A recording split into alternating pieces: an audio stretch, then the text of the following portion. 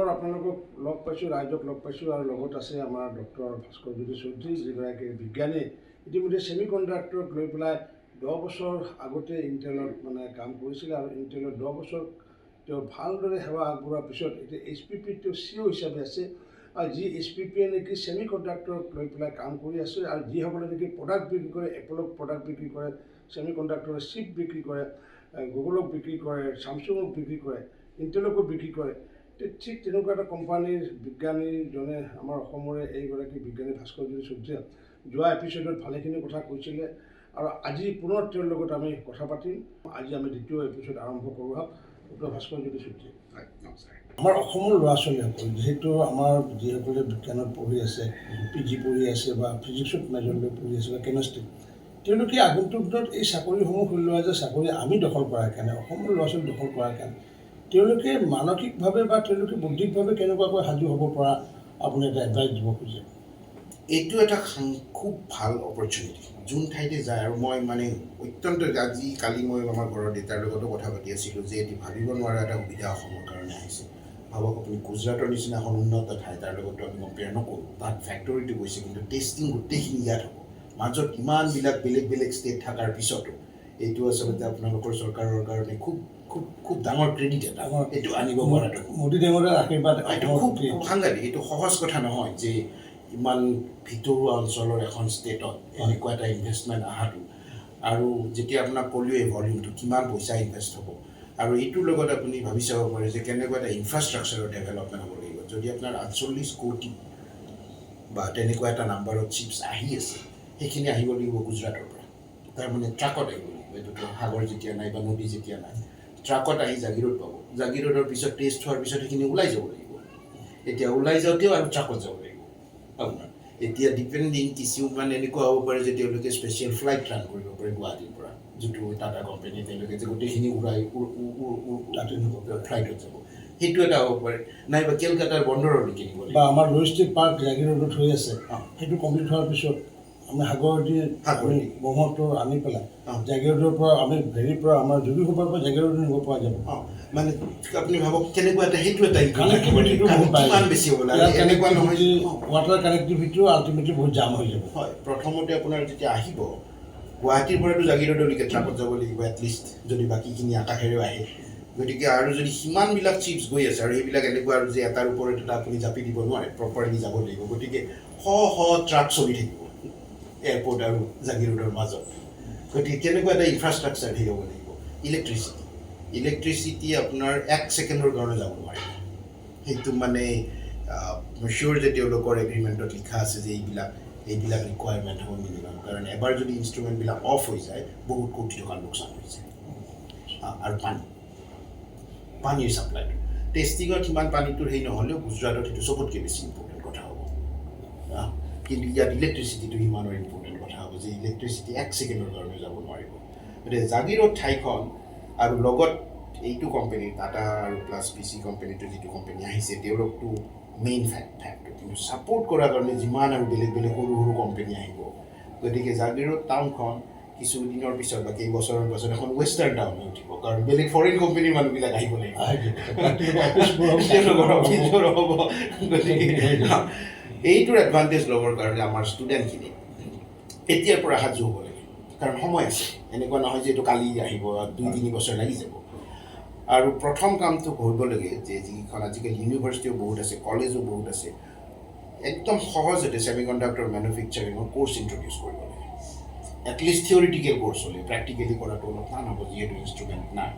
কিন্তু ইনষ্ট্ৰুমেণ্ট নাথাকিলেও থিয়ৰিত কি হয় আৰু এনেকুৱা ধৰণৰ US-ৰ ইউনিভাৰ্চিটিবিলাকত চবতে আছে। এইটো বিষয়টো আছে। মই নিজে সেইটো বিষয়ে পঢ়া আছিলোঁ। যেতিয়া মই ইলেক্ট্ৰনিক্স ইঞ্জিনিয়াৰিং পঢ়ি কৈছোঁ, মই সেইটোতে মোৰ আপুনি যিটো PhD কৰিলে, সেইটোত মই কোৰ্চবিলাক কৰোঁতে এটা কোৰ্চ মেনুফেকচাৰিং পাৰ্ট এটা। এতিয়া তাহানি দিনতে আপোনালোকে ছেমি কণ্ডাক্টৰৰ বিষয়ে আমি যিসমূহ নাজানো, অসমৰ মানুহ নাজানো, 99% মানুহে, তেতিয়া আপুনি সেইবোৰ পঢ়ি আহিছে। হয়, কিন্তু এই কোৰ্চবিলাক সোনকালে ষ্টাৰ্ট কৰি দিব লাগে। সোনকালে ষ্টাৰ্ট হৈ গ'লে ষ্টুডেণ্টখিনি এটলিষ্ট জানা হৈ যাব। আৰু আজিকালি ভিডিঅ' বা ইউটিউব এইবিলাক চাই এইটো হয় যে ইনষ্ট্ৰুমেণ্ট এটা নাথাকিলেও ভাৰ্চুৱেলি ইনষ্ট্ৰুমেণ্ট এটা দেখাব। সেইবিলাকৰ ভিডিঅ'টো এভেইলেবল হয়েই। গতিকে যেতিয়া ইণ্টাৰভিউ আহিব, ৰিকুৱাৰমেণ্টবিলাক আহিব, কোম্পেনীবিলাক আহিব, তেতিয়া তেওঁলোকে এনেকুৱা এটা ইঞ্জিনিয়াৰিং পুল বা নলেজ থকা যদি ষ্টুডেণ্ট কিছুমান পাই যায়, য়াং ষ্টুডেণ্ট পাই যায়, তেওঁলোকে নিশ্চয় বেলেগৰ পৰা নানিব। এটলিষ্ট ষ্টাৰ্টিং লেভেলত, ওপৰৰ লেভেলতখিনিতো প্ৰথমতে আনিবই লাগিব যোনে এক্সপাৰ্ট, কিন্তু মিড লেভেল বা ষ্টাৰ্টিং লেভেলখিনিত লোকেল যদি ষ্টুডেণ্টখিনিয়ে পায়, এৱাৰনেছৰ প্ৰয়োজন আছে নিশ্চিত ওপৰত। নিশ্চিতকৈ আছে। প্ৰতিটো কলেজে যদি এনেকুৱাকৈ ছায়েন্সৰ ষ্টুডেণ্টৰ কাৰণে যদি এৱাৰনেছ কৰে, হয়, আৰু চৰকাৰেও যদি এই ক্ষেত্ৰত নিশ্চিত ওপৰত কোৰ্চ এটা যদি ইণ্ট্ৰডিউচ কৰায়, তেতিয়াহ'লে নিশ্চিত ওপৰত অসমৰ ল'ৰা ছোৱালী একেবাৰে ধৰক তলৰ লেভেল, এতিয়া আপুনি CEO হিচাপে কাম কৰিছে, প্ৰথমগৰাকী অসমীয়া CEO, এতিয়া সেইবোৰ পৰ্যায়তো কম্পিটিশ্যনৰ মাজত যাব, সেইটোতো পিছত হ'ব। কিন্তু বাকী তলৰ যিবোৰ মানে যি মেনুফেকচাৰৰ লগত যি জড়িত বা টেষ্টিঙৰ জড়িত, এতিয়া বিজ্ঞানৰ ছাত্ৰ ছাত্ৰী লাগিব। গতিকে আমাৰ এৱাৰনেছ কৰাটো প্ৰয়োজন আছে নহয়, খুব বেছি আছে। আৰু তাত ইঞ্জিনিয়াৰিং কলেজকেইখনে খুব বেছিকৈ আগভাগ ল'ব পাৰে, কাৰণ সিমানখিনি ইঞ্জিনিয়াৰ আমাৰ অসমত থকা ইঞ্জিনিয়াৰিং কলেজকেইখনে প্ৰডিউচ কৰিব নোৱাৰিব। যিটো ভলিউমত আপোনাক ইঞ্জিনিয়াৰ লাগিব, 16,000 যদি লাগে, ক'ৰ পৰা এনেকৈ আহিব? গতিকে 100-200 যিমান ওলায়, কিন্তু তেওঁলোকে এই ষ্টাৰ্টিং লেভেলৰ ইঞ্জিনিয়াৰিং নলেজখিনি দিয়াৰ কাৰণে কলেজৰ ষ্টুডেণ্টখিনিক তেওঁলোকে সহায় কৰিব পাৰে, বা তেনেকৈ তেওঁলোকে কোৰ্চ বনাই দিব পাৰে। সেইবিলাক কৰিলে কিন্তু এইটো এডভান্টেজ লোৱা উচিত।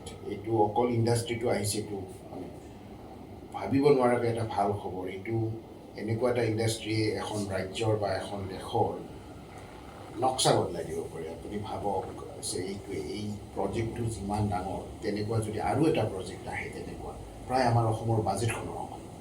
এতিয়া এটা অহাৰ লগে লগে স্বাভাৱিকতে আৰু অন্য আহিব থাকিব। এইবিলাকৰ ছেমিকণ্ডাক্টৰ টাটাই কৰিছে, এতিয়া অন্য কোনোবা কোম্পানী, ফৰেইন কোম্পানী বা ভাৰতৰ কোনোবা কোম্পানীয়ে যদি ভাবে যে নহয় আমিও এটা কৰোঁ, কাৰণ এতিয়া আমাৰ মাজতে যিবোৰ আছে কম্পিটিশ্যন হৈ পেলাই আৰু 2-4টা উদ্যোগ যদি গঢ়ি উঠে, তেতিয়াহ'লে সমগ্ৰ অসমৰে বিকাশ এইটো হয়। আৰু তেওঁলোকে এবাৰ যদি ইনফ্ৰাষ্ট্ৰাকচাৰটো বনি যায়, তাত আহিব বেছি ভাল পায়, কাৰণ সেইটো আছেই অলৰেডি, আৰু নতুনকৈ বনাব লগা নহয়। এইটো এটা চলিছিল 2006 চনমানত বা তাৰ আগতে হ'ব। ইণ্টেলৰ নেক্সট ফেক্টৰীটো ইণ্ডিয়াত খোলা কথা আছিল। এইটো খুব ডাঙৰ নিউজ আছিল সেই সময়ত, আৰু সেইখিনি সময়ত জাষ্ট মই জইন কৰিছিলোঁ। আৰু সেইখিনি সময়ত কোন চৰকাৰ আছিল মই পাহৰিলোঁ, কিন্তু চেণ্টাৰত এইটো খুব আলোচনা হৈছিল। ইণ্টেলৰ CEO সেই সময়ত যোন আছিল, তেওঁ ইণ্ডিয়াত আহি বহুদিন আছিল, আৰু সেই মৰ্মে ইণ্টেলে নয়দাৰ কাষত বহুত মাটি কিনিছিল তাতে বনাব বুলি। কিন্তু সেই আমাৰ অকণমান পলিটিকেলি এই হ'ল নেকি, তেওঁলোকৰ মাজত এটাই হ'ল, চৰকাৰৰ ফালৰ পৰা ডিচাইড কৰিব নোৱাৰিলে নয়দাত যাব নে চেন্নাইত যাব। কোনোবা এজন মিনিষ্টাৰে চেন্নাইত বিচাৰিলে। গতিকে এইটো কৰি থাকোঁতে আপোনাৰ 3 মাহ গুচি গ'ল। 3 মাহ বহুত সময়। আৰু সেই সময়তে চাইনাত এখন চাংডু নামৰ জেগা আছে, সেই চাংডুৱে প্ৰপ'জেল পঠালে ইণ্টেলক যে আমি যি লাগে। গতিকে সেই ফেক্টৰীটো চাংডুত গুচি গ'ল। যদি সেইটো ইণ্ডিয়াই মিছ নকৰিলে, আজিৰ পৰা 20 বছৰ বা 25 বছৰ আগতে ইণ্টেলৰ ফেক্টৰী এটা নয়দাত থাকিলে হয়। সেইটো মিছড অপৰচুনিটি সদায়। আচ্ছা, এতিয়া আমাৰ ছাত্ৰ ছাত্ৰীসকল আমি কেনেকুৱাকৈ মানে আগন্তুক দিনত বা তেওঁলোকক আপুনি কি ক'ব খোজে যে এইটো বিভাগত বা ছেমি কণ্ডাক্টৰৰ লগত যদি চাকৰি তেওঁলোকে সোমাব খোজে বা এই বিষয়টো জ্ঞান যদি ল'ব খোজে, ছাত্ৰ ছাত্ৰীসকলৰ কাৰণে কেনেকুৱা আপুনি এডভাইচ কৰিব বিচাৰিছে?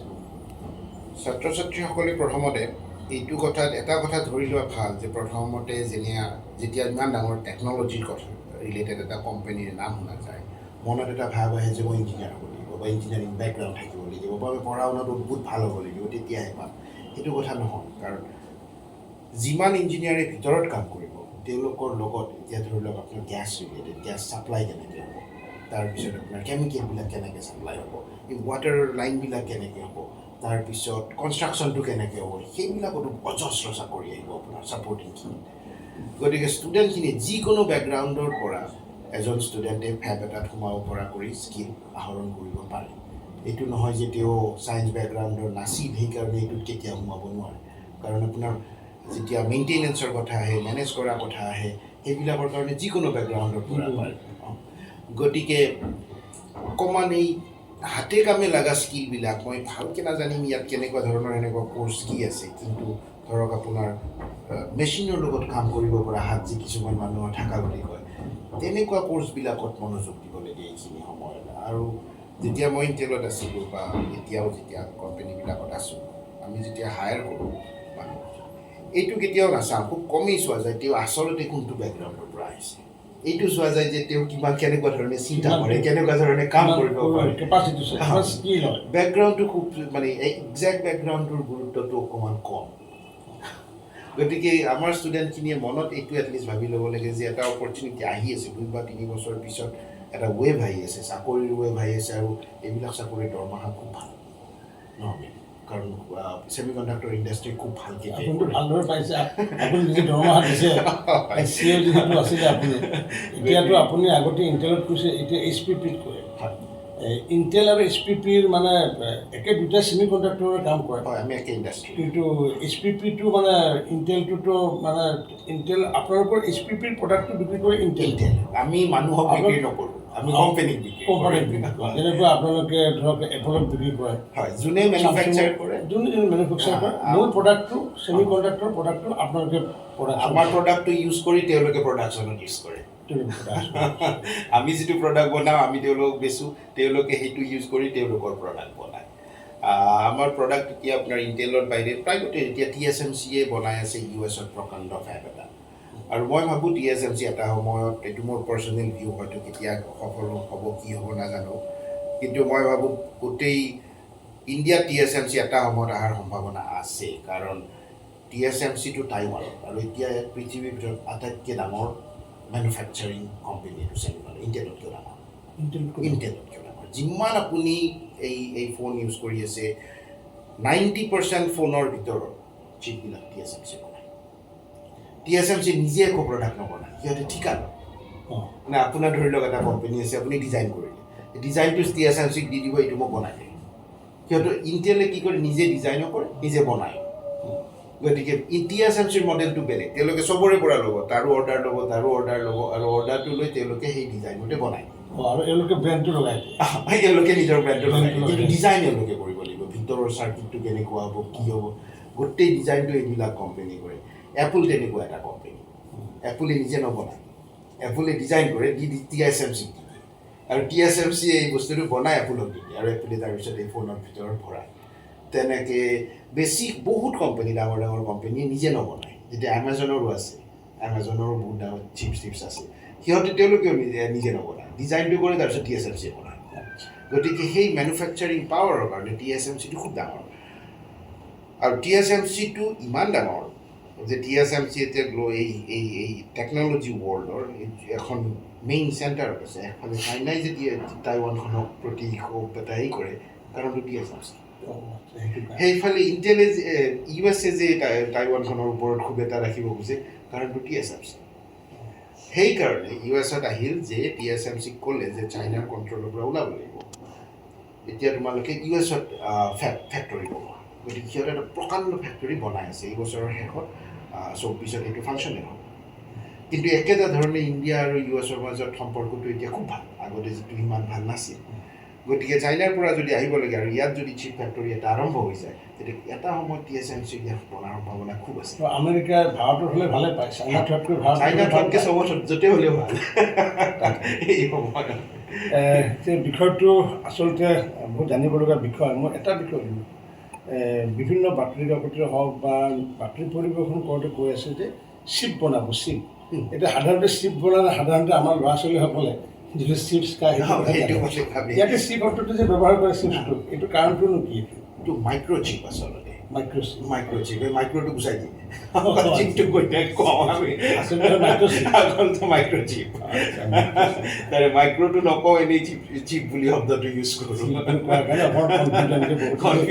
চিপছে বনাব এইটো হৈছে ইলেক্ট্ৰনিক মানে মাইক্ৰ'চিপ হয় যি কি নহওক খুব ভাল গুৰুত্বপূৰ্ণ বিষয় আৰু যিটো নেকি আজি যি সময়ত আমি 90% বা 90 বা 99% নাজানো যে ছেমি কণ্ডাক্টৰনো কি বা মাইক্ৰ'চিপনো কি কিন্তু আমাৰ অসমৰ এজন সন্তানে ইতিমধ্যে 10 বছৰ আগতে তেওঁ নিজে মেট্ৰিক হায়াৰ ছেকেণ্ডেৰী সকলোতে ষ্টেণ্ড কৰি পেলাই তেওঁ ফিজিক্সত তেওঁ PG পাছ কৰি পেলাই ডক্টৰেট কৰাৰ পিছত আজি সেই তেনেকুৱা ছেমি কণ্ডাক্টৰৰ কাম ইতিমধ্যে CEO হিচাপে কাম কৰিছে আৰু প্ৰথমগৰাকী অসমীয়া CEO যি নেকি আমেৰিকাত কাম কৰিছে তাৰপিছত তেওঁ এতিয়া HPPত কাম কৰি আছে গতিকে নিশ্চিত ৰূপত আমি অসমীয়া গৌৰৱ সহকাৰে ক'ব পাৰোঁ যে যি সময়ত নেকি আমেৰিকাৰ ছেমি কণ্ডাক্টৰৰ কাম হৈ আছে সেই সময়ত অসমৰো অৰিহণা আছে আৰু স্বাভাৱিকতে ডক্টৰ ভাস্কৰজ্যোতি চৌধুৰীয়ে আনন্দিত হৈছে যে অসমত এইটো স্থাপন কৰাৰ কাৰণে যিটো সিদ্ধান্ত ল'লে প্ৰধানমন্ত্ৰী ডাঙৰীয়া আৰু ইয়াৰ লগতে মুখ্যমন্ত্ৰী ডাঙৰীয়াৰ যি মাটি বাৰী দি পেলাই যিটো উৎসাহ দিলে তাৰ কাৰণে তেখেতো আনন্দিত। আমি পৰৱৰ্তী এপিছ'ড এটা আহিম, যিসকলে এইটো ভাল পাইছে বা কোনোবাই যদি কমেণ্ট কৰিব বিচাৰিছে কমেণ্ট কৰিব বা শ্বেয়াৰ কৰিব বা লাইক কৰিব, তেতিয়া ডক্টৰ ভাস্কৰজ্যোতি চৌধুৰীয়ে সেই সময়ত তেওঁ অহাকাইলৈ আমেৰিকাত যাব। গতিকে তেওঁ আমেৰিকাৰ পৰা এটা ভিডিঅ' কৰিব আৰু সেই ভিডিঅ'ত ময়ো সংযুক্ত হৈ থাকিম। আজিলৈ এইখিনিয়ে ক'লোঁ। মই আশা ৰাখিছোঁ এইটো যাতে সকলোৱে যাতে প্ৰচাৰ কৰে, কাৰণ এই বিষয়টো প্ৰচাৰ আৰু প্ৰসাৰৰ প্ৰয়োজন আছে। Because lake of the awareness, আমি বহু বিষয়ত পিছুৱাই আছোঁ। গতিকে আমি সজাগ হ'ব লাগিব, সজাগতা আনিব লাগিব, তেতিয়াহে আমি অসমীয়া জাতিয়ে সবল ৰূপত প্ৰতিষ্ঠা হ'ব পাৰিম বুলি মই দৃঢ় বিশ্বাসী। সকলোকে নমস্কাৰ জনাইছোঁ। ধন্যবাদ। নমস্কাৰ।